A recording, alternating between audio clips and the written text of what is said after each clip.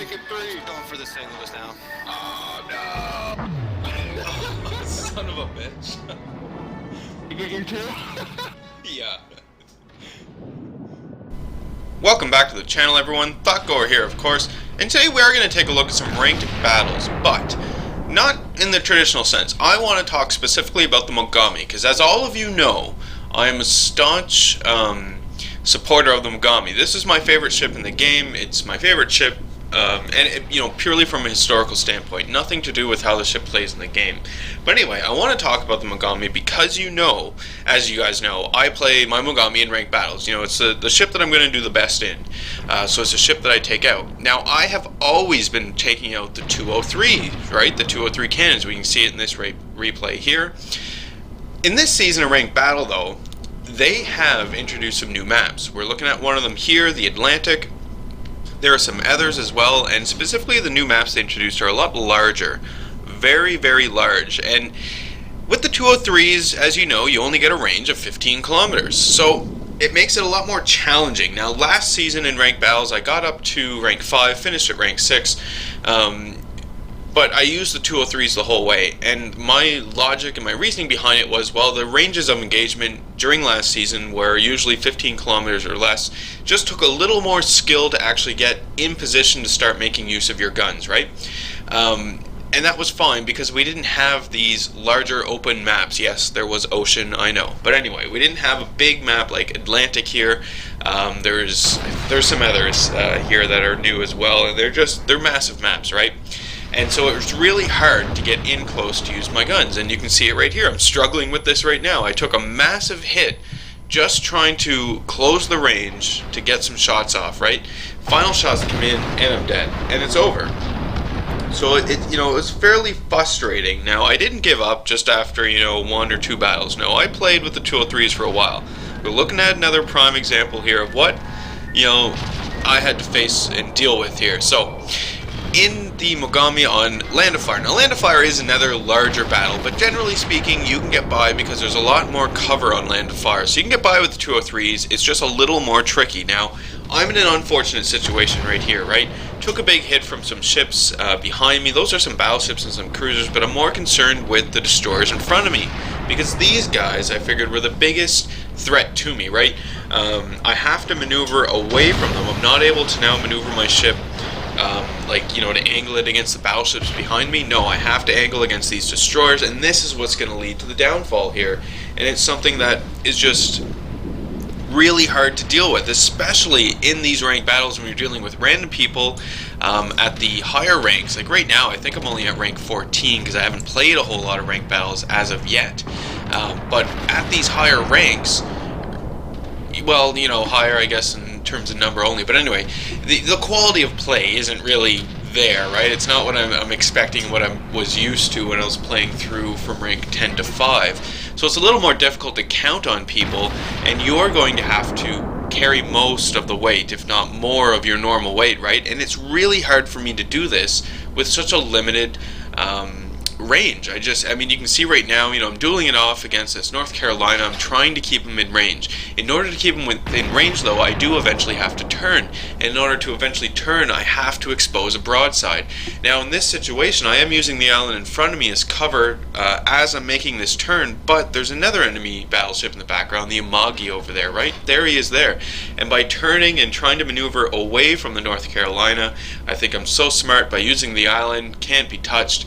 I'm opening myself up for a great broadside from the Mogami, and this again comes back to the range on these 203s. It's tragic. I love the 203s. I think they are great guns. They do quality damage. It's just competitively, I don't know. Obviously, it's an evolving game, right? Things are always going to be changing, so it's important for us to keep up with those changes. And I know that some of you, even last season, were like, Thotgor, what are you doing with the 203s? I prefer my 155s, blah, blah, blah. I didn't like the 155s, and the reason why I didn't like the 155s at the time was because I was still basing it off of earlier performances of the 155s, in that, when they made some changes to the 155s in the Japanese Mogami here. and it was a while back, and I was basing them on those. And the changes they made was that the 155s were really fragile, right? They could get knocked out really easily, and they weren't doing that much damage. And that's why I didn't want to use them, didn't want to bother. No. You can see with the 203s, I mean, I can keep using them and I can keep dying, but I'm not going to progress anywhere. So, made the change. And the battle we're looking at now, this is with the 155s. Now, full disclosure, I do have advanced firing training on my captain, on the Mogami, right? This increases the range to 18.1. What this does for me is it opens up a whole new range of engagement for me and gives me a whole lot more time to be able to react against incoming shells. I'm not so close now, 15 kilometers or under, that it's really hard to react to shells and really hard to limit the amount of broadsides you're giving to, say, multiple ships. Very, very difficult to do it with that 15 kilometer engagement range. However, 18 kilometers, a whole lot easier. Second thing with the 155s I've noticed is that they are doing a lot more damage than what I thought. I did not expect to be doing this much damage with these guns on the hits. Last time I tested them out, no, it was pretty awful damage. Now you do have to get used to a new firing arc on the 155s. That's also a pretty big thing to get used to, but as long as you're up for the challenge, as long as you're willing to change the style of gameplay that you're used to, it really, really pays off. And it took me a while, a few battles, to actually get used to the arcs, and you can see even in this battle here I'm still getting used to it, but it's just so much better. Like, look, I'm already engaging targets that are way off there in the distance. Sure, they can see me, but I still have a good amount of time to be able to maneuver against any incoming shells. I have a lot of allies around me as well, so it's not necessarily a situation where I'm going to be singled out. And I'm coming into a situation where I'm able to use some cover here as well from this island, so that is not too shabby at all. And I was fairly happy with the performance of the 155s. So, taking a look at the enemy ships in the background, you can see there are some enemy ships back there. There's a cruiser and a battleship, so don't really want to give them too much of an opportunity to get a nice broadside on me. And as well, I want to maneuver away from them, just to put some cover between myself and them, but also to maneuver my ship into a position where I'm going to be able to help support the capture of this point, right? This is the side that my team has decided to go. We've decided to go A, and so we are going to be defending A very, very rigorously. That kind of worked. Whatever. We will be defending it with everything we have. Looking around and taking a look at enemy ships as they pop in and out, I'm staying aware mostly of the battleships. Like this Mogami over there that I just put shots in, right? He is going to be a bit of a pain, and I want to keep this guy in mind, because you'll notice I'm about to do a risky maneuver here, right? I'm getting myself into a position where I may go into the B cap zone. I may break what cover I have, and I may push in there to help the final cap, right? I have a few seconds to make this decision, because if I don't want to do it, I have to turn to the port and use that little channel. It's a very tight turn, so you don't have much time to make the decision. I do intend and do decide to continue forward. I'm going to move into this point, put some pressure on the enemies over here as well. And you'll notice that right now the battleships on the enemy's team, they are going in the wrong direction, right? This map is this game mode is all about capping the points. If there's no point over there on the west, why would you go over there on the west? I don't understand this. I see it in multiple games. A lot of times the battleships will do this. They just get themselves completely out of position. That, or you get the situation where you have a rogue cruiser or a rogue destroyer who decides, I'm going to flank the enemy, so they go all the way over to the west side on Northern Lights here, and then they just get themselves out of position, make a late appearance to the battle when it's all too late and can't really accomplish anything. So, again, in ranked battles, it brings it all back to actually staying with your team, supporting your team, right? That's essentially what I'm doing as well right here. We decided that A was the point that we wanted to cap.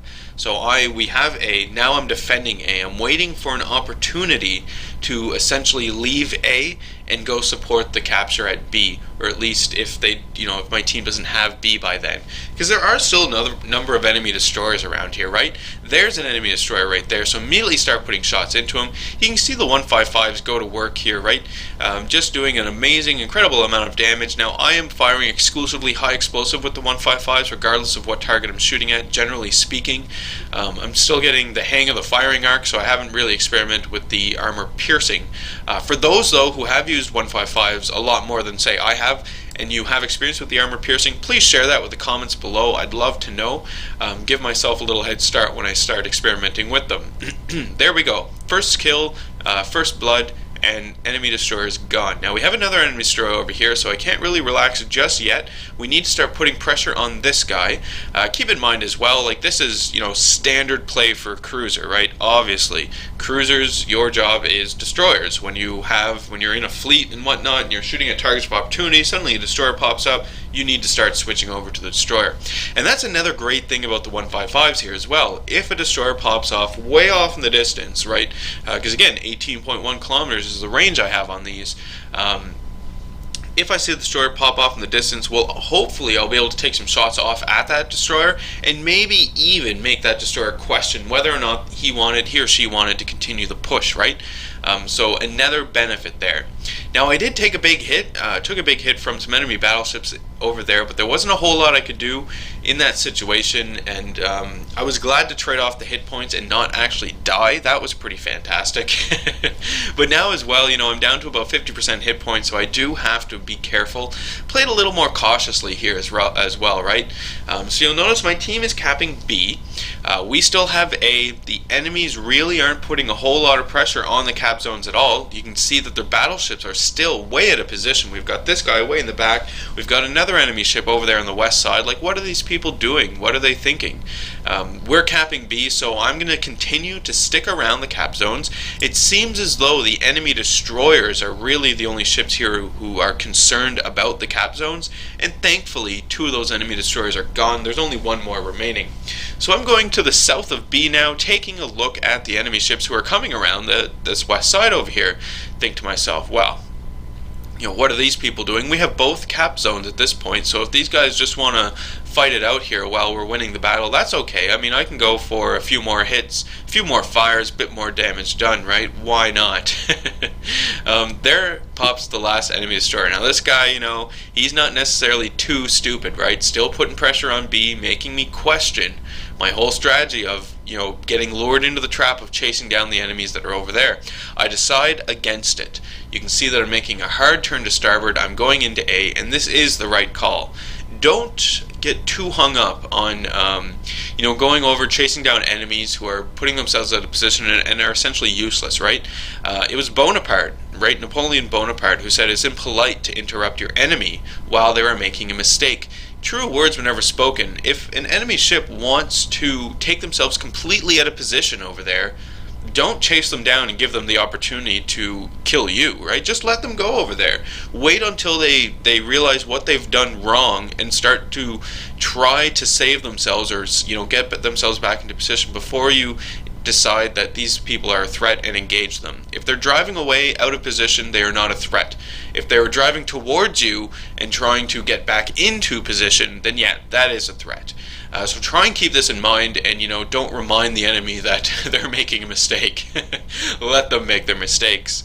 Enemy destroyer pops up once again, so it was a good call to come back here to B, even though the destroyer isn't making moves into the cap here. Or is this A? Yeah, this is A. So even though the enemy isn't taking steps into this cap, still a good idea to come over here, take this guy out, because even though he wasn't making moves into the zone just yet, doesn't mean he's not going to be in the near future. So immediately start putting shots into this guy. With the 155s, you do get a better rate of fire on the guns, right? They'll reload faster. Now the turret traverse is a little slower with the 155s, but only a little, and I find it well worth mounting these cannons onto the Mogami here. And I'm sure that all of you are sitting there going, Thotgor, you are a complete idiot. Why didn't you mount these cannons sooner? Yes, I know, I was stubborn, alright. I really wanted to make those 203s work, and Actually, I'm proud of myself. I think I made them work for as long as I have. But in the current state of the Mogami, in the current state of ranked battles that we see today, you know, with a lot of battleships and a lot of destroyers, your engagement ranges are a lot more than 15 kilometers now, and you just have to, you know, suck it up, get these 155s on here. Now, obviously the 155s are only useful with the advanced firing training. Tier 4 for your cabin ability. If you don't have advanced firing training, then yeah, I would stick with the 203s myself. But if you do have advanced firing training, definitely go 155s. You're not going to be disappointed. And I know I'm not disappointed. Every now and then, yes, I do lose turrets. They do get blown off, you know, just completely useless for the rest of the battle. But it's a small price to pay, I think, for being able to engage at longer ranges, and really opens up a lot more maneuverability for you as well.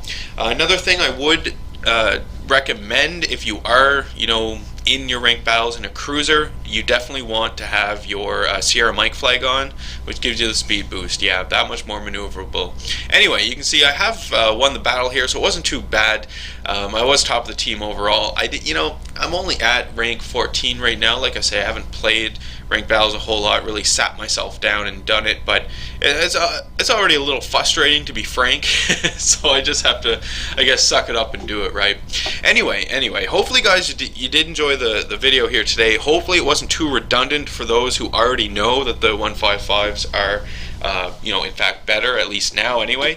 For me, I'm gonna say you know, hit the old like button if you did like today's video. Leave any comments for me in the video comment section below. Love to read those, especially about the 155s and armor piercing, you know, opinions on that. Love to know about that. You know, hit subscribe if you are not a subscriber to the channel. You will not be disappointed with the content, and as always, folks, I do hope you enjoy the rest of your day.